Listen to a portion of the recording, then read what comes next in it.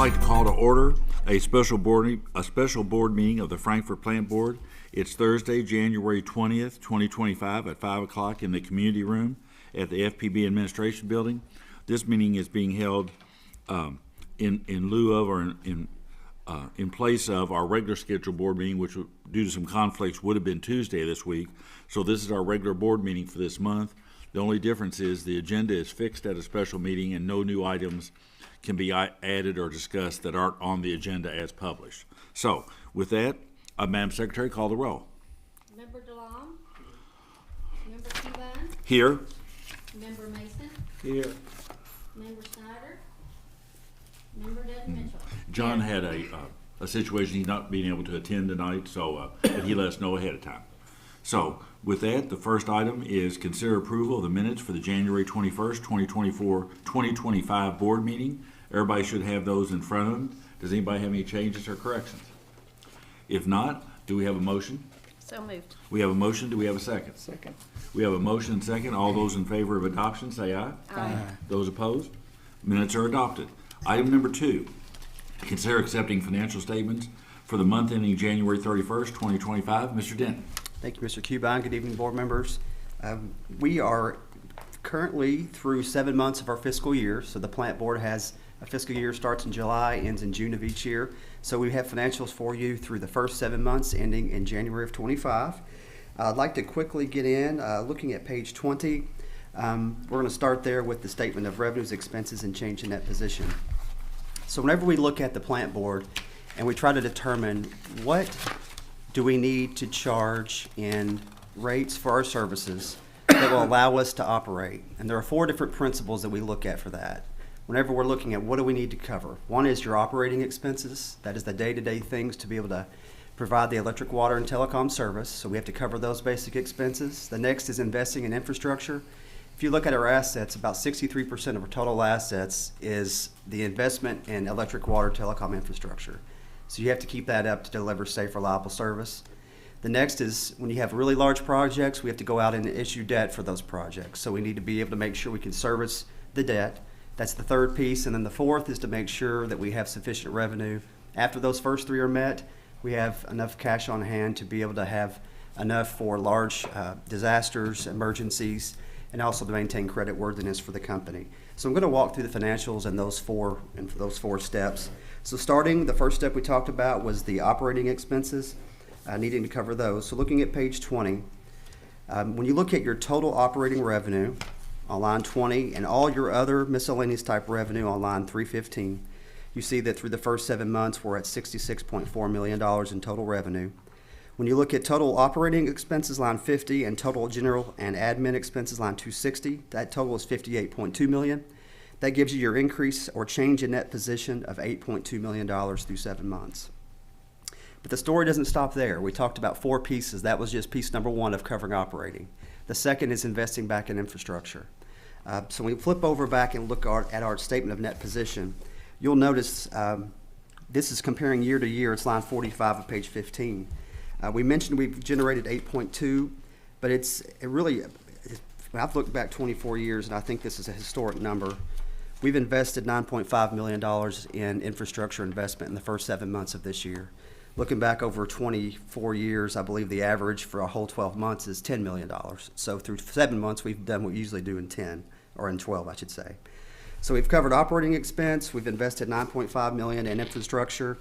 And then we look at payments on principal for debt service. I mentioned principal only because the interest expense is listed in the operating and maintenance operations expenses. So we have paid down $350,000 in principal payments. So that's operating, investing in infrastructure, pay down principal on debt, and then that gets us back to our last piece of making sure we have sufficient cash on hand for emergencies and credit worthiness. So looking at page 15, lines 5 and 10, cash and investments through the as of January 31st, 25, $24.5 million. You'll notice if you look at this statement of net position, probably one of the more things that stands out at you is that we are down $2.5 million in cash and investments year over year. But as I went through that, we're investing in infrastructure at a rate faster than we're generating it. This was planned. We knew it. We talked about it during budget time. So it's working out as we thought.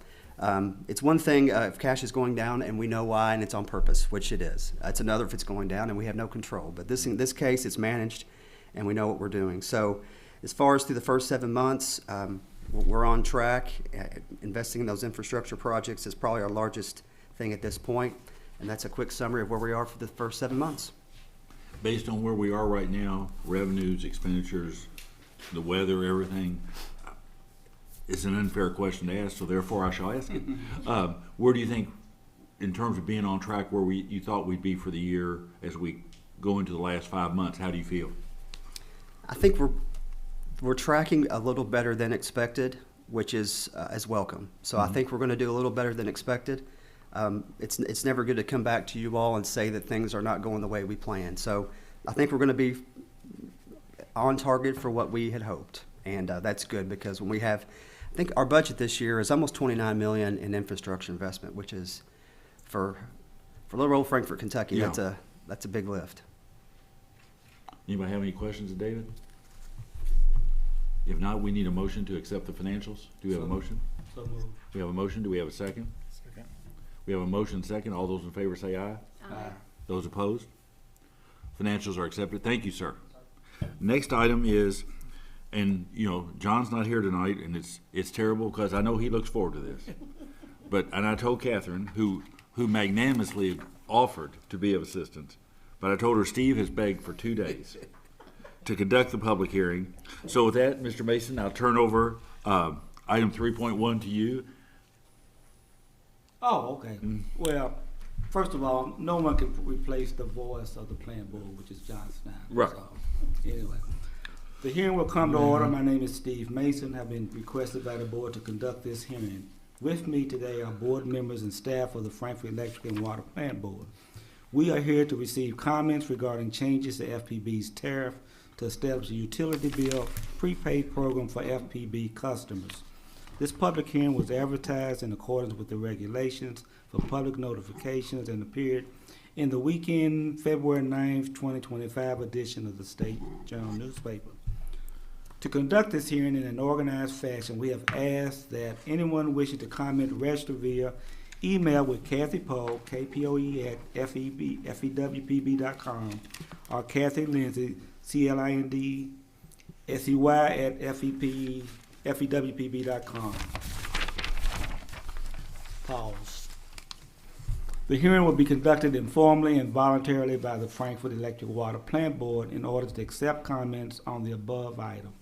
Both oral and written comments will be accepted. Any and all persons present who wish to make a statement will be afforded an opportunity to do so. If you have a written statement to accompany your oral presentation, a copy of the written statement should be provided to the board prior to your presentation. Oral presentation should be limited to no more than 3 minutes. If necessary, I will interrupt and request the presentation to be completed. Due to this time limit. I may ask questions of any person presenting oral comments where it is necessary to clarify the nature or substance of the comments. The board reserves the right to answer questions at a later date. It is the job of the board to fairly consider various points of view and information. We want public input and involvement, and I hope you do not find our standard procedures restrictive. Additional oral comments and written comments will be accepted and considered if they are submitted no later than the end of normal business hours on March the 18th, 2025. To submit a comment, please contact FPB at 502-352-4372 or on our website www.fpb.cc. So I guess we have any comments or whatever. I'll just give a brief Oh, summary of what the prepaid program is. So this is a voluntary program that's going to be available to residential customers who meet eligibility requirements. Those eligibility requirements are they must have an AMI meter, no active payment arrangements, automatic draft, or net metering customers. And then, of course, the customers would have to agree to the prepay service agreement. And if they're a current customer who has a arrear balance, they would have to agree to a 70-30 split of any payments that they make until those arrears are taken care of. The benefits for new customers would be the elimination of deposits, reducing the minimum payments to start a reconnect service, eliminating late fees and reconnect fees, providing real-time communication through the portal and or the mobile app, which will allow customers to better monitor, understand, and adjust their usage daily, helping customers avoid large unexpected bills by breaking costs into manageable daily payments, empowering customers to budget effectively, conserve energy and water, and lower their overall bills.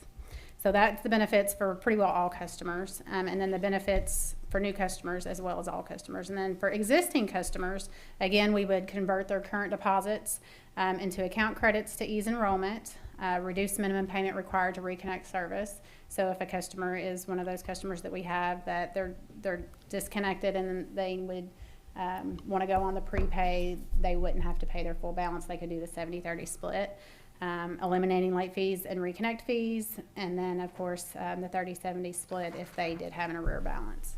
By adopting this program, FPB strengthens its commitment to serving the community by addressing financial challenges, providing flexible payment options, and improving customer satisfaction. And this initiative aligns with our goals of operational efficiency and enhanced customer relationships. And I haven't received any comments myself, so unless Kathy or Kathy Lindsay have. We have not received any comments today. Definitely a really positive program for our customers, so I can't imagine that we would have anybody that would not be in favor as far as customers go. So any comments among ourselves? So if we don't, we come back at our next board meeting to To consider any comments, whatever. And then so if we, depending on comments and everything, so say we come back in March and we adopt, then how do we roll out, or maybe it's premature to ask, but then what happens? I mean, obviously new customers, your staff will be able to let people know when they come in to sign up. How do we communicate that to everybody else that this is now available? So because it is such a new program, what we're going to do is we're going to test some friendlies. So we'll have hopefully some employees that'll be willing to take prepay, as well as some customers that, you know, we have relationships with that come in every month. Mm-hmm. And so we'll do a few testing. Just we want to make sure that before we launch it to everyone that we've worked all of everything out, that we're comfortable with the program, and then we'll advertise it.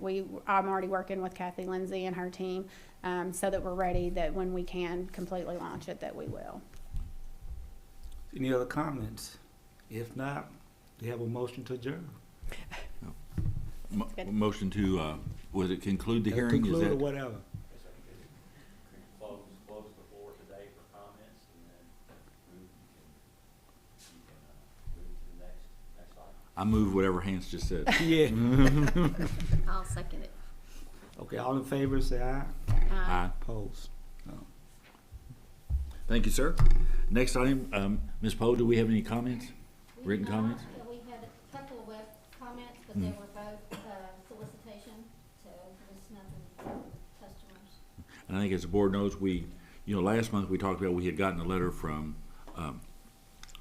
one or more customers that in one subdivision here in town. They followed up this last month with a formal petition that they presented to us and to the Public Service Commission. We've advised them the same as last month that the board's all seen the petition. It's in the public record, but again, it's outside our jurisdiction. That's a matter that the Public Service Commission will have to take up and make a determination how they're going to proceed and ask for any information or whatever. So at this point, we have responded. Everybody's got it, and the neighborhood knows that, that what the status is. So next item, Mr. General Manager, informational reports. Yes, it's the department report. The first is public information. Okay.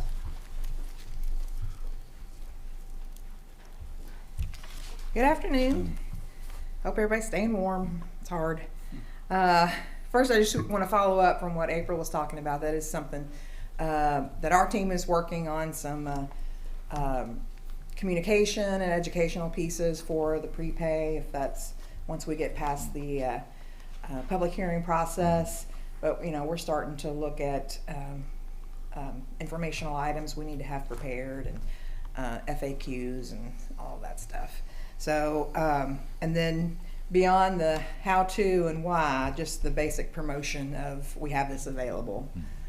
So that is in the hopper. Since we last met, we did co-host with the Frankfort Area Chamber of Commerce the State of the Community breakfast. There were more than 200 people there, and it was great, I thought. It was an opportunity for us to talk about the services that we provide our community and how we partner with other people in our community. And we also heard from Dr. Cuppo from Kentucky State University, both of our superintendents of the school districts here in town, Mayor Wilkerson, and Judge Michael Mueller. So it was a very thorough, lengthy morning, hearing about all the great things that are going on here in Frankfort and Franklin County. And we are very appreciative to be a part of that, and then recognized as, being able to give a report on what we're doing here for the community too. An event coming up is because as members of the Chamber of Commerce, the FPB is, everybody, you're invited to our Chamber Day breakfast with legislators, which is going to be March 6th at 8:30. I believe that is in room 113 of the Capitol Annex. If you're interested in going, just let me know and I'll get you signed up. And I believe we have some speakers scheduled to come in that morning. But the most important part is that they're there to answer questions for if there's any questions that we have. So that, again, is March 6th. We're going to start really promoting now. We've kind of, we did a soft launch, but now we're really going to be promoting the My FPB app. Because everybody loves an app, right? And there's an app for everything, because now there's an app for My FPB. It basically has a lot of the features of the portal, but people like to be able to have the app on their phone. You can, again, view your bill, pay your bill, look at your past history, statements, your usage, your services, and it's just a very convenient tool for our customers. And we're excited about having that resource for them and that tool for them. And again, a matter of getting that promoted. If you don't have it already, put it on your phone. It's if you look it up wherever you get your apps, it's My FPB app.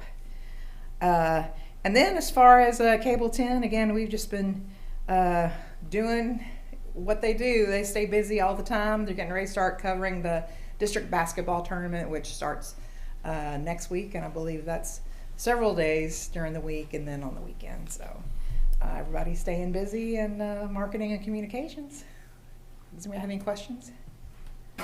And Steve and I, held down our standard table in the back of the room. You did, yeah. Yes, and which we do an excellent job of. But it was a really nice event.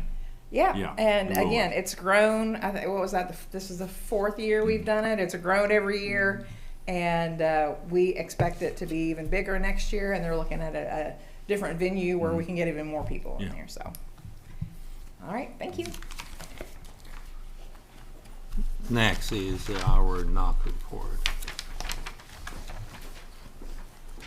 You haven't had anything going on the last month, have you, buddy? No. Ready for warm weather. Yeah. Commented earlier that we spent this week chasing UFOs, unwanted floating objects. Everything the rivers brought to us. So your knock report can be found on page 99. For January, the knock entered 694 trouble calls, answered 3,001 or handled 3,001 phone calls. On the locate side of the house, we did 443 locates. About normal for winter. We have a little lull, obviously, when it's cold. It's hard to, spray paint doesn't stick to snow so well, but they have to march forward anyway. And so for the year, they've done 4,049 locates. We have a new knock dispatcher starting Monday, so we're excited about that, get them trained and in the loop. And really for the knock department, just staying busy with weather. That's really about it, unless you have some questions. I do want to add, because I bump into people different, around town and that, just like everybody does. And Darren, seriously, personally, you get a lot of compliments, your leadership on a lot of things here in town, participation, Thank you. everything that goes on, and technical knowledge and assistance, and then the information you do on everything. I mean, you're a valuable asset in this community, because I know when they have the meetings, what they call that group with the police and fire and Yeah, state. our local emergency planning committee. Yeah, I mean, you're very, I know how important a member you are of that, and you do a great job on it, Yeah, seriously. we've done that for years. Yeah, that's Yeah. that's a really good, that's an asset to the community to bring all those players together, and we've done that for over 20 years. And, you know, we have 20 or 30 people there. And you do it, time what, we every have it. month or every 2 months? Or Every quarter. Every quarter. We have it every quarter, Yeah. yeah. I was the chair of that group from 2000 to when I left the city Mhm. to come here. And then I turned and got elected as co-chair, so Mhm. there's no getting away from it. Yeah, but you do a good job That's on it, okay. seriously. Yeah, thank you, I appreciate it. Next is our customer service.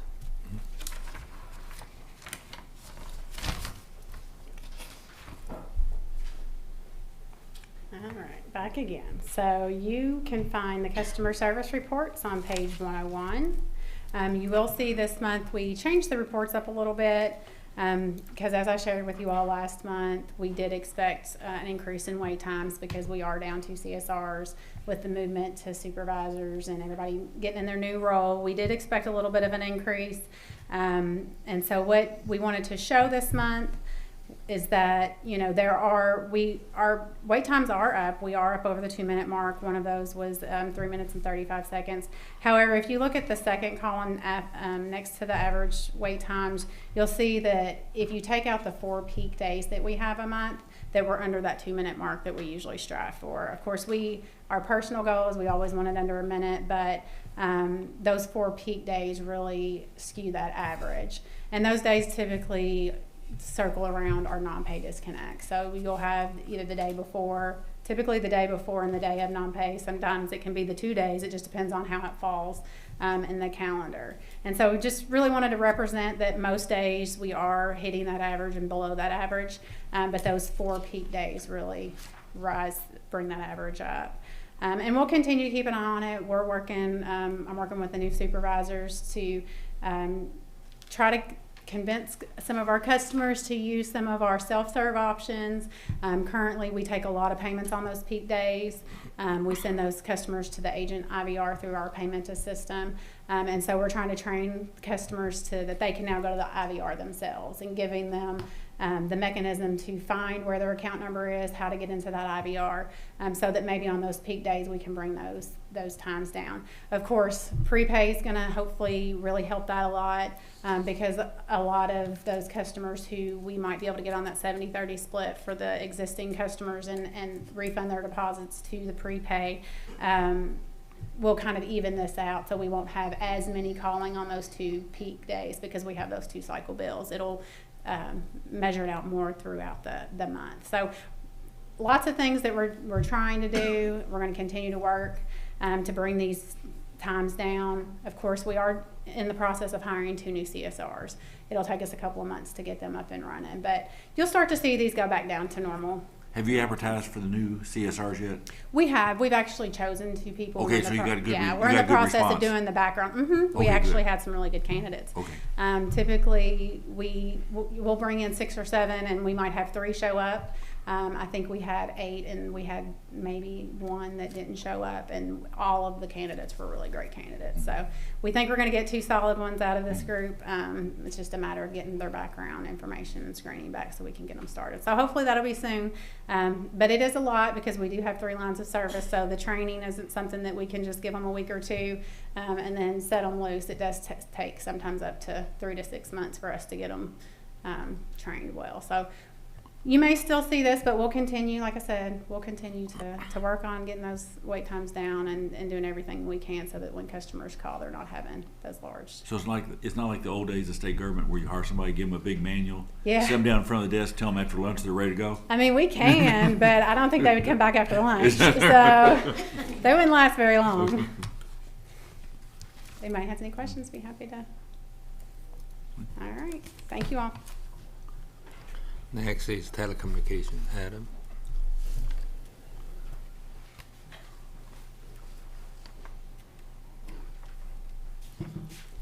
Good afternoon. The telecom report starts on page 107 of your board package. Our first page is customer numbers. The following 2 pages are the outages for the month. We had 4 outages. typical, broken piece of cable, a bad truncated module, and a power supply wiring. We have, seems like those are pretty average outages. Trouble call was down.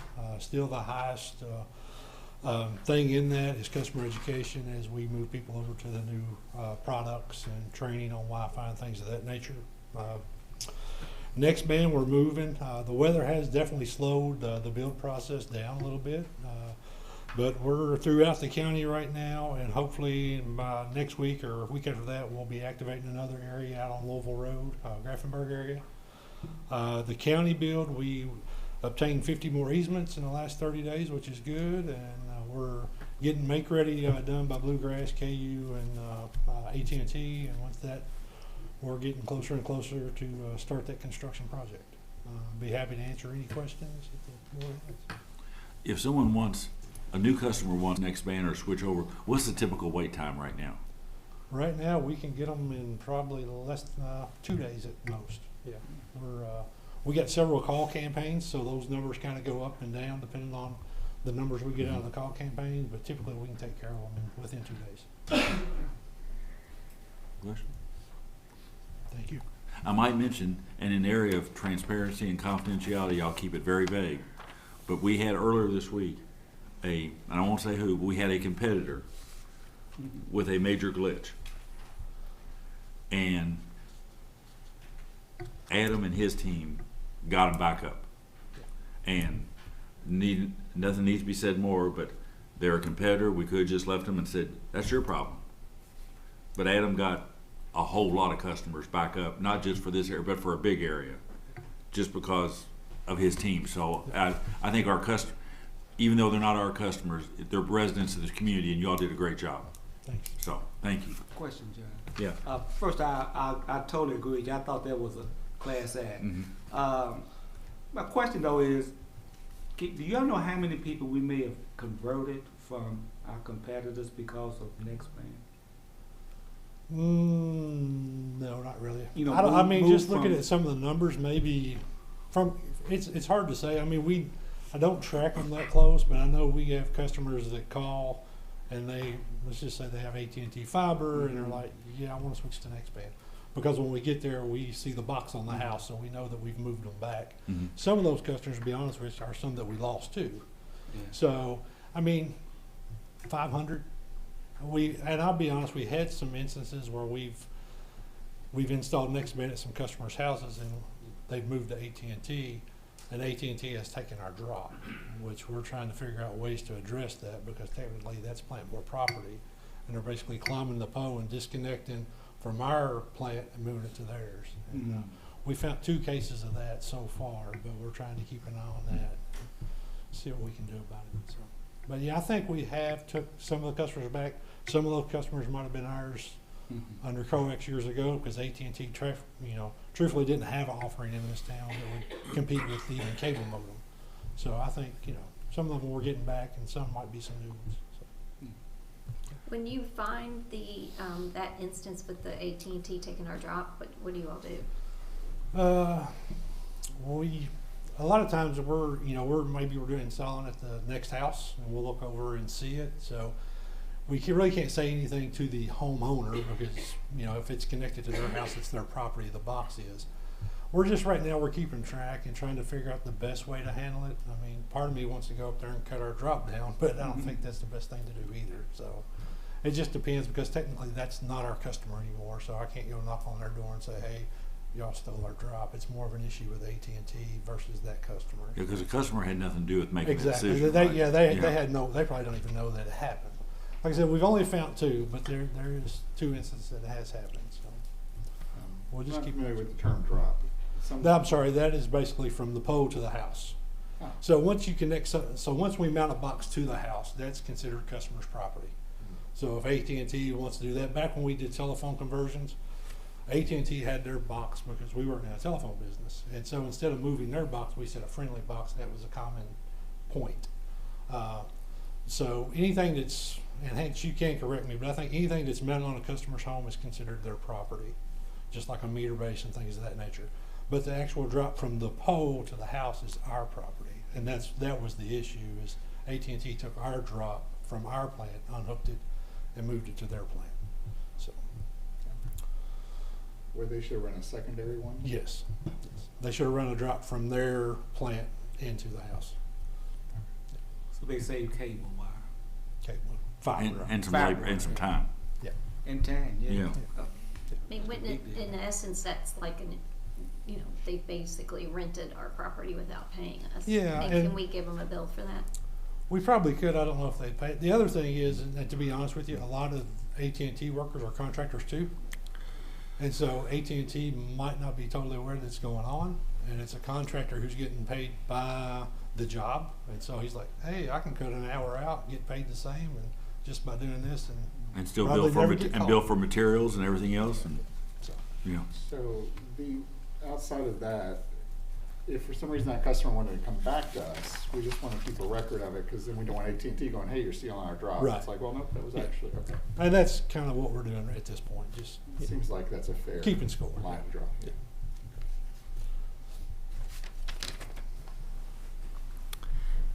Next is the electric department.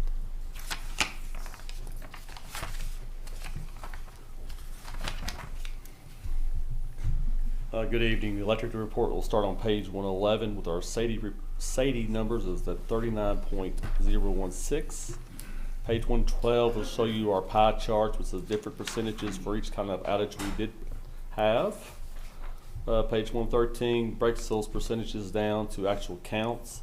We had a total of 436 outages, and then on page 114 is the top 10 outages with a total of 403 customers. Just a little quick update. Darren talked a little bit about the UFOs floating down the river.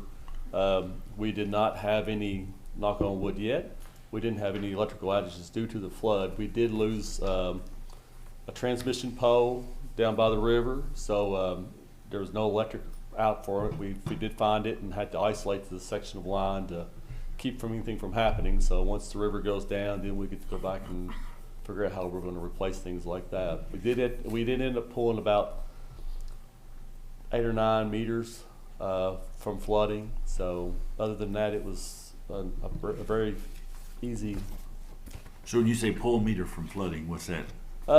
Some customers, like when their bases start filling up, they call with the electric turned off. So Okay. with the electric off, so we just go pull meters. Okay. So. And just, so mostly it's Paul Sawyer and then over on the other by Wapping and stuff like that. Yeah, Is that- usually like Wilkinson Boulevard areas, that little area is what it is. So, and you do get some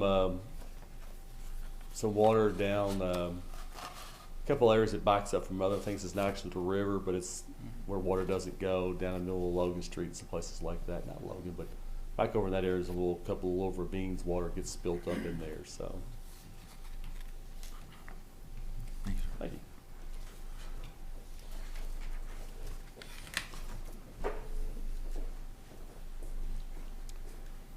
Good evening, everyone. For the AMI installations, we are at 21,062 for electric, 14,289 water. Those numbers are probably mostly unchanged from last month, just due to weather. You know, it's been too cold to change electric. Snow on the ground, hard to get to a meter vault. So we'll pick back up here soon as we get a break from the weather.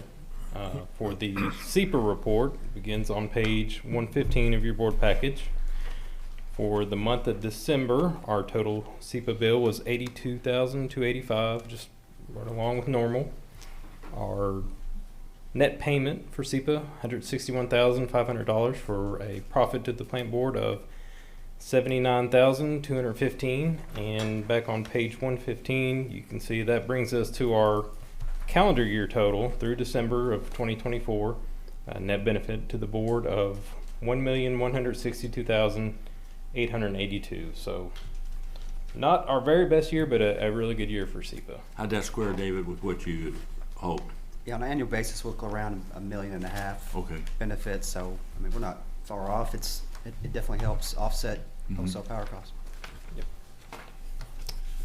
Happy to answer any questions. Good.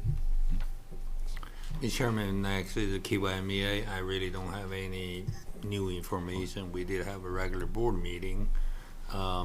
not anything, I think, but you do have any question, I will happy to answer that. Oh, many of my staff always attend the meeting, from Travis to David and Hans.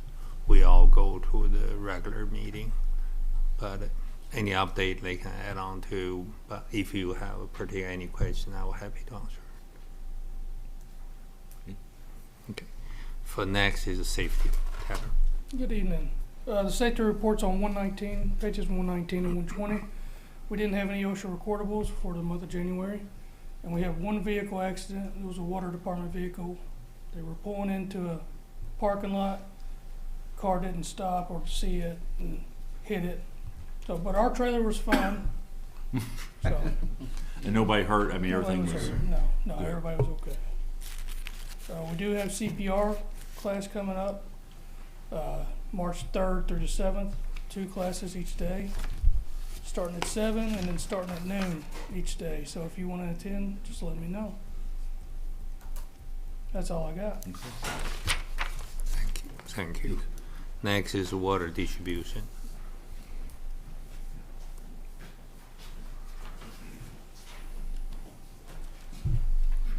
Good evening, everybody. Page 121 in your board packet. Start off, January had 6 new water services installed.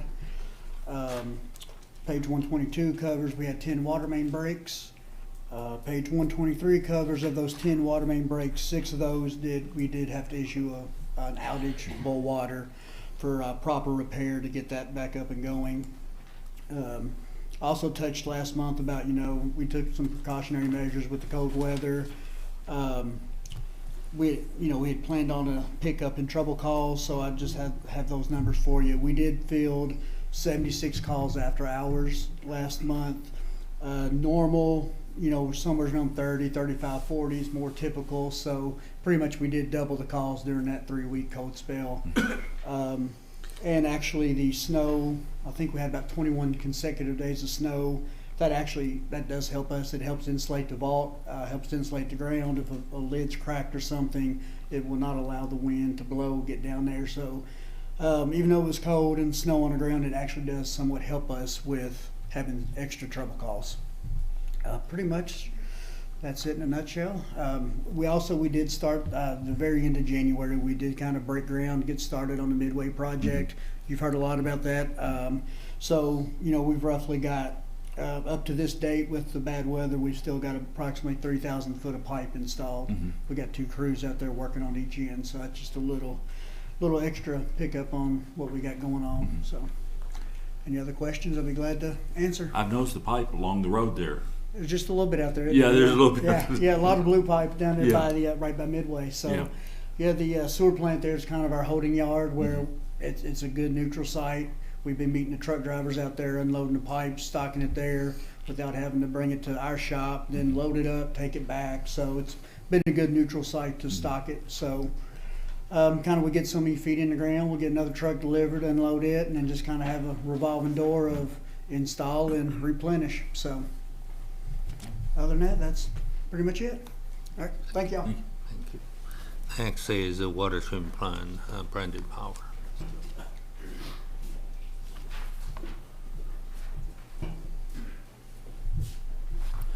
Good evening, everyone. For the month of January, the water treatment plant treated 259,154,000 gallons of water, so a daily average of 8.36 million gallons per day. Lock 4 averaged 9,798 cubic feet per second for an average of 6.32 billion gallons a day. And there were 3.5 inches of rainfall recorded this month. Sorry. Does when it's flooding like this, does that change our operation on the water intakes at all? It does, yeah. It's really easier to treat, honestly, than July when it's 90 degrees. And, so I mean, we just more chemical and really just not. It wasn't too bad, honestly. So. Any questions? Thank you, sir. Anything else, Mr. General Manager? No. Do you have any water others? Service, ma'am? No. Okay, all right, no, thank you. Yes, sir. Back to the I guess the water distribution. I thought it was my imagination, but I went back on the website, on the site, Facebook site, where somebody is asking about how the method of notifying water shortages, outages, boil water things, and I think I guess they're alluding to the fact that everybody doesn't look at Facebook or wherever else it might be. So just kind of talk about that. So we have actually received a lot of comments about that lately. So the crews, whenever there's a need for a boil water advisory, there's a division of water has specific requirements, and posting on social media. They do door hangers as well as an attempt to reach out to customers. However, if it's the middle of the night, no one's going to see that door hanger. So it's, you bring this up actually at a perfect time. We've actually had several meetings with IT department. They are creating kind of like similar to what you would consider a one call, or if anybody's got a kid in this county schools, you get those phone calls, those texts every time there's a day off. So we're actually going to be doing something similar, and we've had Taylor and Ryan Henry, they've been great. They've actually put it all together. So I'm in the same situation. I don't, my parents would never see social media. They would never see, they don't check their email like that as consistently. They don't have the app, and so they would never know. So now we're going to have the notification system will consist of an email, a text, and through the FPB app, through that portal, that they'll have get notifications. So that's actually in process. We have a follow-up meeting next week with IT, and hopefully get that rolled out really soon to address exactly that comment. Well, I think you're doing a good job, and I understand there are limitations to how far out you can get notifications. So I just wonder how we address it, because I saw those comments and I said, okay. But it sounds like you're doing it all you can do. Yeah, and we're looking forward to rolling this out here. Hopefully, I'd say maybe within the next month or two. Ryan may disagree with me, but I feel like they've put a lot of progress into it. Ryan and Taylor have gone pretty far with it. So, looking forward to doing it and see how it goes. We'll do some tests, ahead of time, and but yeah, I've seen the same comments that you have, and we've been receiving emails and phone calls about it too. So, completely agree with that. Could you explain to everyone a little more about the process, the why we send out? I heard a lot of time, as long as you lost the blood pressure, you send out a notice, then you have by rule, but then you test it, you find out there's no issue, but you still have to send out in the front. Right. Is that correct? Yeah. So the Division of Water, they want, I guess there's kind of two levels to it. So they expect us to provide at least 30 psi at the point of service, which would be at the meter. But if at any point in the water line, if we end up dropping below 30, and 20 is kind of the bottom line. So if you have any reason that your pressure drops below that 20 psi, that's what creates the boil water advisory. And Bruce, if I'm saying anything wrong, just let me know. So you're right on it. 20 is the legal limit. We use 30 as a precautionary. That way, we know we're monitoring 30, and then there's a surge come through. If it drops down to say 25, we're still above the legal limit. So, yes, that's accurate. 30 is just more of our reference point. We exercise caution with it. And then I want to say tested, it's 24 hours, right, before the results come back? Or is it 24 to 48? It's generally 18 if we can do it in-house at the filter plant. But if for some reason we have to go to Versailles, Bowser has a lab up there. We do pretty much contract through them. They do more of a 24-hour system. So it just 18 to 24 is a safe rule of thumb, depending on where we can take the samples to. And then following up to your comment, we'll also send a notification once the boil water advisory is lifted. So there'll be two notifications. Because a lot of times the middle of the night ones, people are going to wake up in the morning. Our gut crews have already fixed it and left, but they don't know they're under a boil water advisory. They're not going to possibly see that door hanger on their front door. So, anything else? All right, thanks. Thank you. Okay, action item 6.1, consider change order with Solar Energy Solutions for solar array transformer. Travis? Good evening again, everyone. So the REAP grant solar expansion, that's the 1.17 megawatt facility we intend to build here kind of down the hill from us. Again, that was part of the REAP grant project. The original intent for interconnecting the solar array to the grid was to use a stock transformer from our inventory. That's why we did the smaller array that's up here on the hill. We took a stock transformer and tied the array in that way. So when we bid the project out, we kind of went in with the same intent. For this project, the vendor has selected an inverter which is 800 volts. I think it's kind of typical for that size range, so that's why they selected that one. Unfortunately, we do not stock any 800 volt transformers. So after that, we went out, we tried to bid a transformer that would work for this project. Only got one response. I think in the handout Kathy passed out, there should be both of those tab sheets, including the change order. So you can see the results we got. One response, terrible lead time. We decided, hey, that's not going to work, so let's try and rebid it again. Hopefully we get some better responses. We did get some better responses. Unfortunately, both of those bids included lead times that kind of put the project at risk of a significant delay. So at that point, we reached out to Solar Energy Solutions. We asked them, hey, do you have vendors you work with that could supply this, that work in that space, are used to 800 volt equipment, and can turn it around quick enough? And they said, yes, they did. They've proposed a change order for the vendor to procure the transformer. And of course, we'll work with them on the specs, make sure it works with our system. We're familiar with it, all that kind of stuff. So their change order is for $70,768, and you can see on the tab sheet that's pretty in line with what we were seeing. So I don't think the cost is really a concern. I think it's in line with what we would have paid if we had gone through our normal procurement. So end of the day, much better lead time on the equipment they found, 20 weeks versus 30, 40, way on up from there on the normal vendors we work with. So we're asking the board to approve change order number 1 with Solar Energy Solutions for the transformer. Any questions, Travis? No, Yep. it looks pretty no-brainer on. There's only one bid that we got that was a hair cheaper. Right. And you're talking double, even triple lead Right, time. exactly. So Yep. it's actually a better way to go. Agreed. Yep. So do we have a motion? So moved. We have a motion, do we have a second? Second. We have a motion, second. All those in favor say aye. Aye. Those opposed?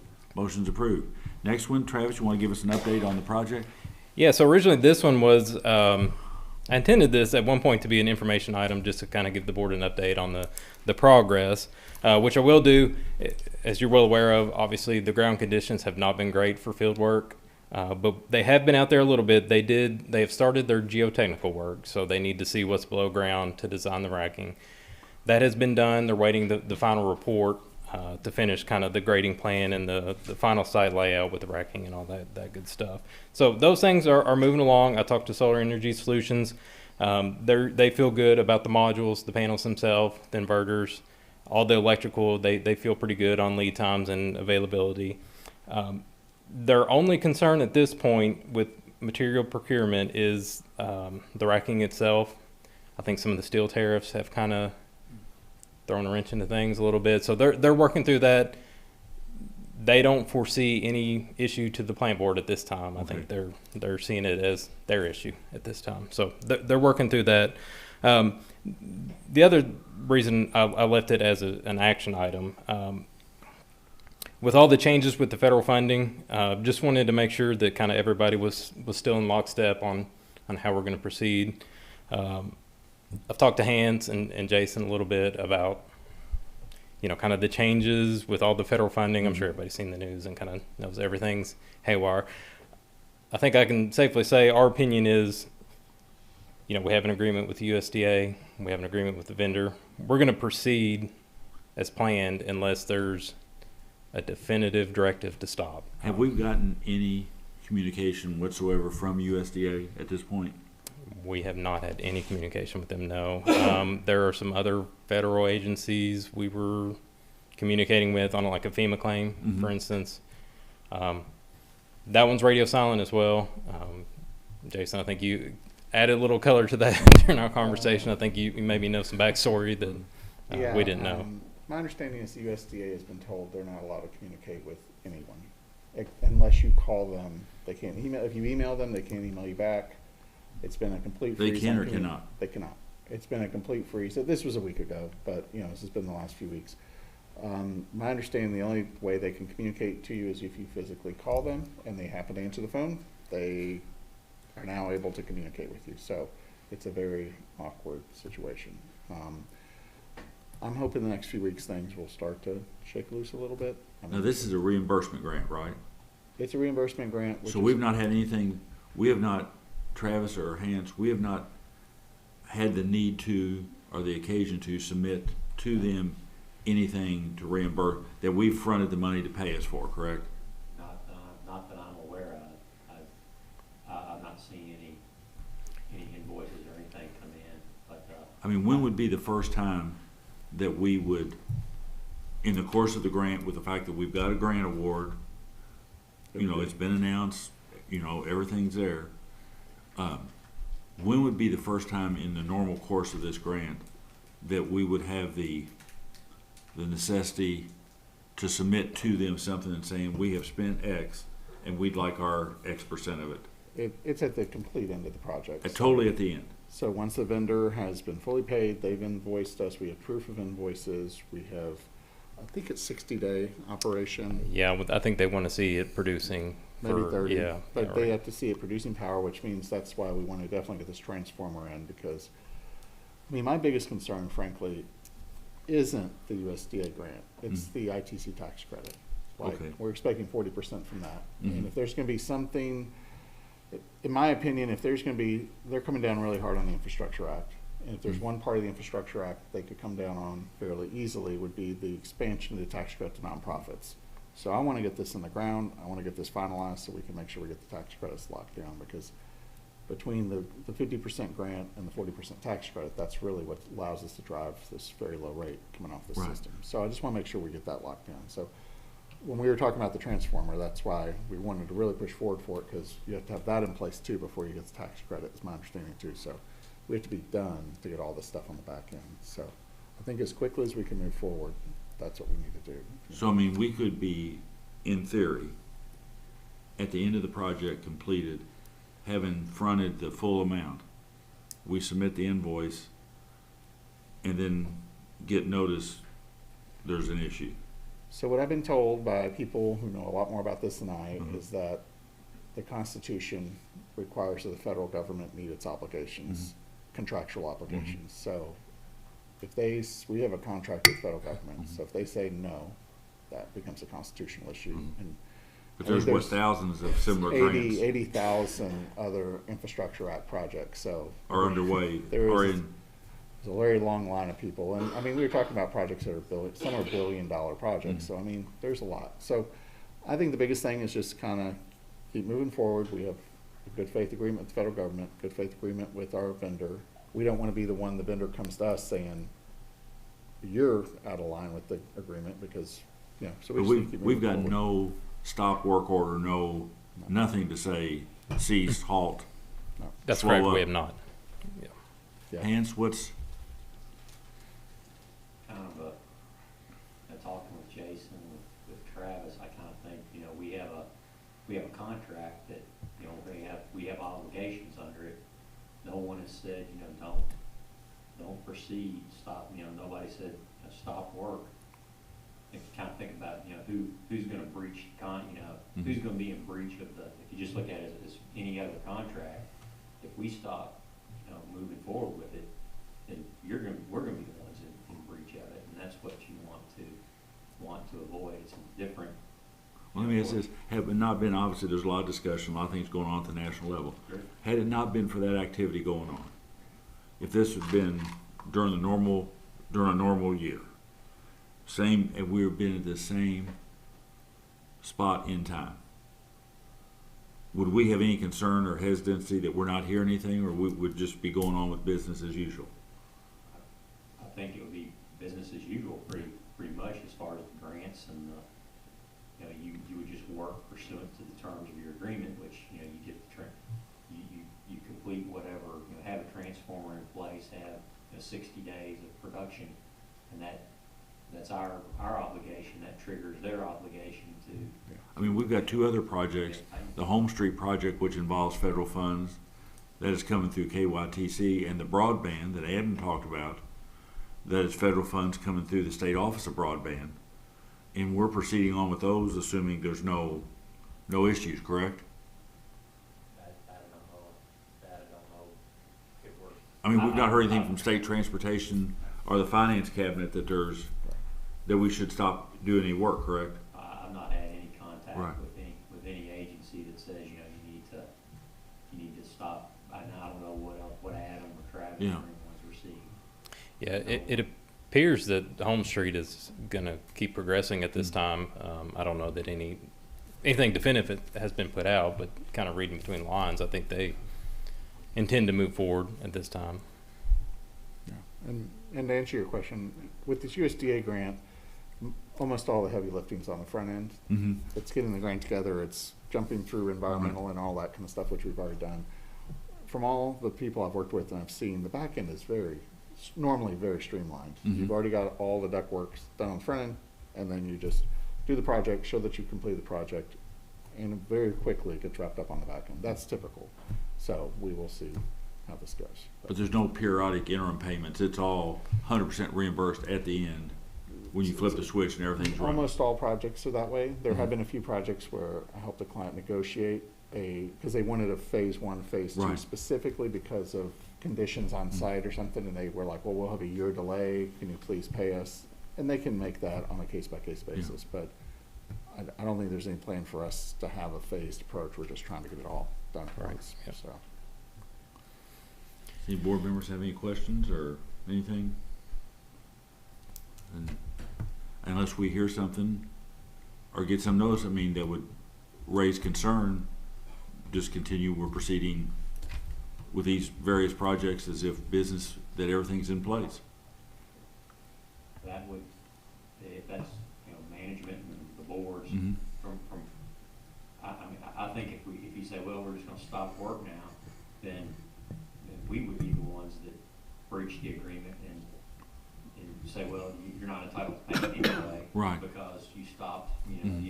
you didn't get these requirements in place, so. And on the USDA grant, I mean, we have a 2-year window to build the project Uh-huh. before we're out of.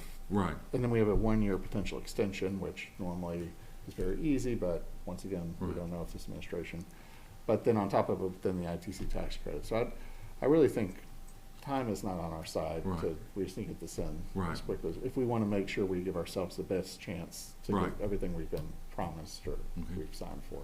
So, one thing, if you wouldn't mind checking with Solar Energy Solutions, my understanding is once you get the project started, you file an initial tax credit like placeholder. I just want to make sure that's been done so that we can have documentation that if they do try to sunset the tax credit or they do something, we can show that we hopefully get grandfathered in because we were in the queue before that Right. legislation went through. So if you could just confirm, I think that it can happen on the front end if we can do that. Okay. But I think once we pay our deposit, something like that, we can trigger that paperwork, so. Okay, great. Okay. Yep, we'll do. Awesome, thank you. Yeah. Any other questions? Steve? You know, the discussion that I'm hearing, would it be prudent for us to internally do a what if to the negative? Mhm. You know, financially, you know, what if this doesn't fall, this, you know, not that you're gonna do anything with it, but at least, you know. Yeah, I mean, with the USDA, we're out, instead of a $1 million obligation, the total project cost is $2 million. Mhm. We assumed we were gonna pay for one, so there's $1 million there. I'm not no attorney or sleep at a Holiday Inn Express kind of thing, but, you know, we have signed agreements with all these things. But we've been told BEAD's pretty solid, so, but we've not got too far down the road on the county just because of the easement issue, so we've not invested a whole lot. We've put $500,000 in that project over 2 years. So, so far, you know, we're not leaving a whole lot on the table just yet. Okay. Thank you, sir. Great. Yep, thank you.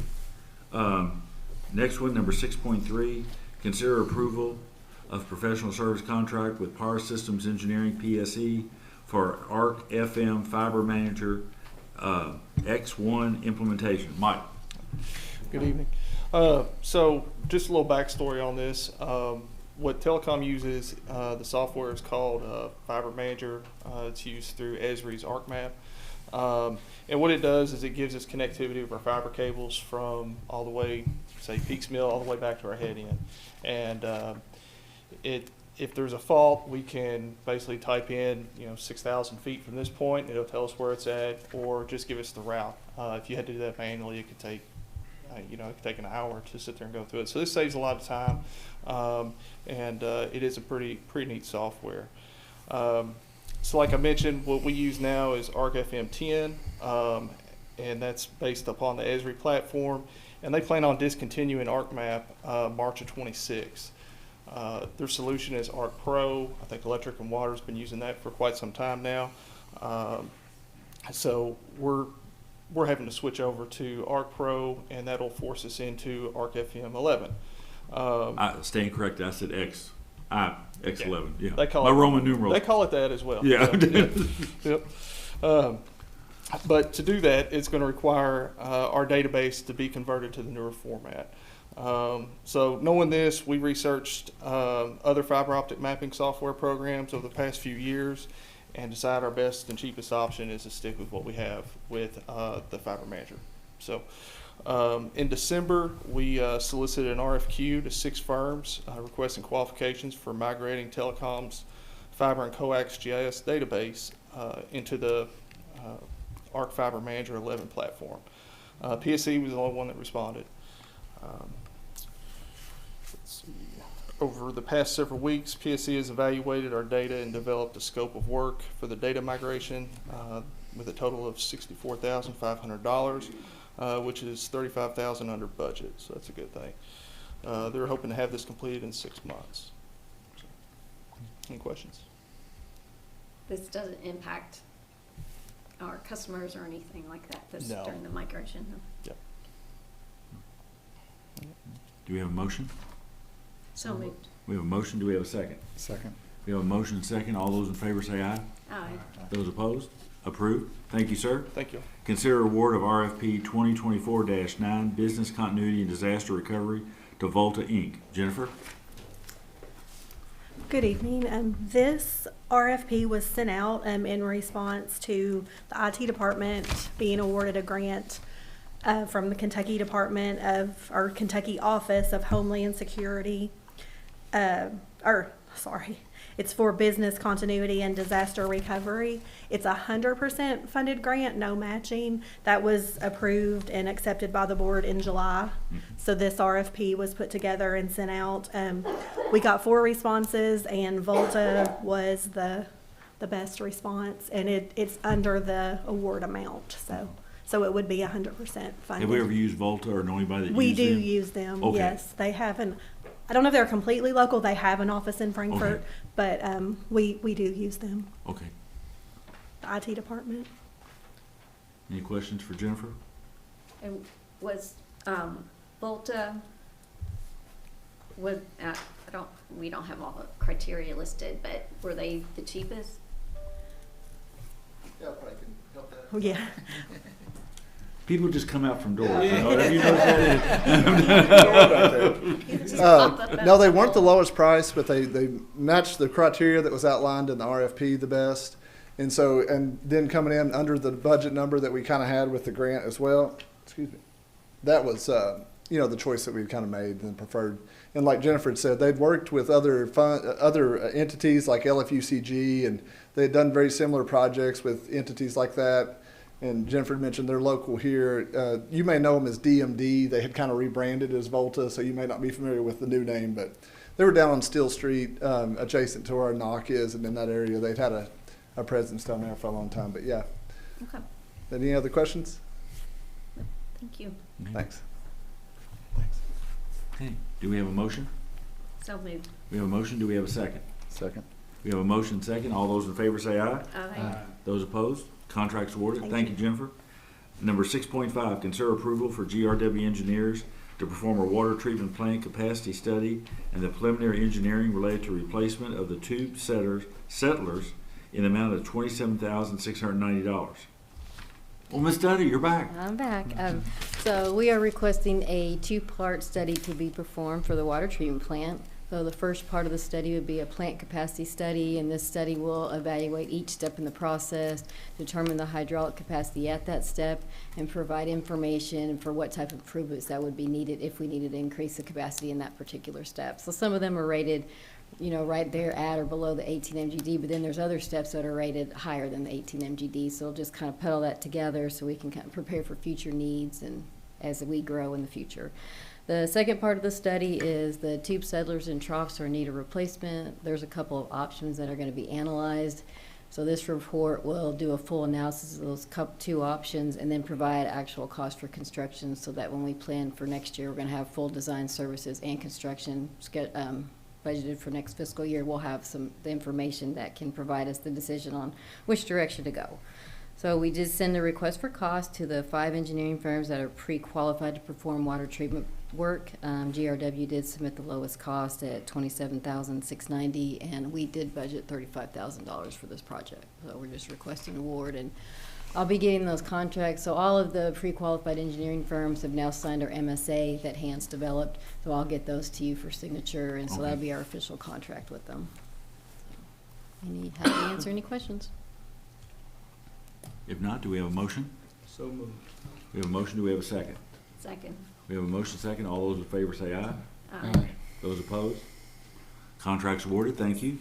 Informational items and new business we can't deal with because of a special meeting. Is that correct, Hans? Yes, sir, that's.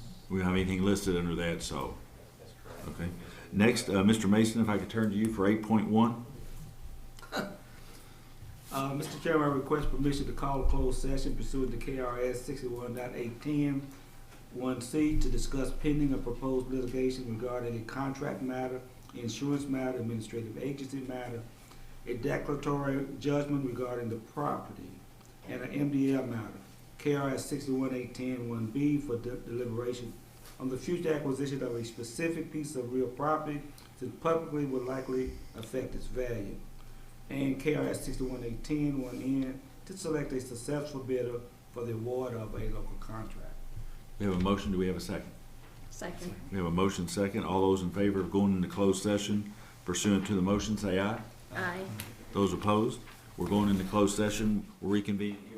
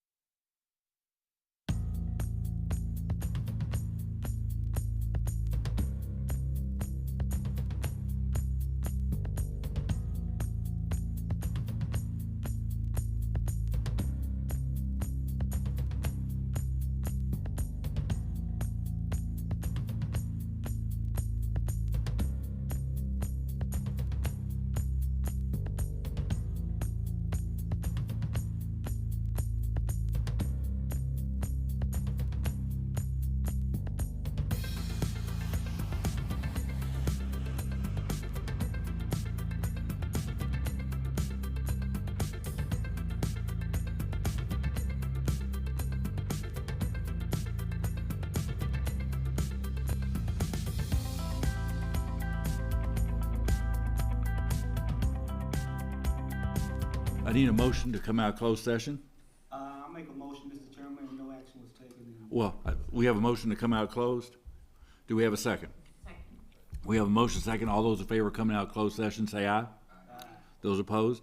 Do we have a motion on any action taken in closed session? Chairman, no action was taken in the closed session. No. So, Hans, do we need a second on that? That no action was taken? Okay. Do we have a motion to adjourn? We have a motion to adjourn. Do we have a second? Second. We have a motion and second to adjourn. All those in favor say aye. Aye. Those opposed? We're adjourned. Thanks, everyone.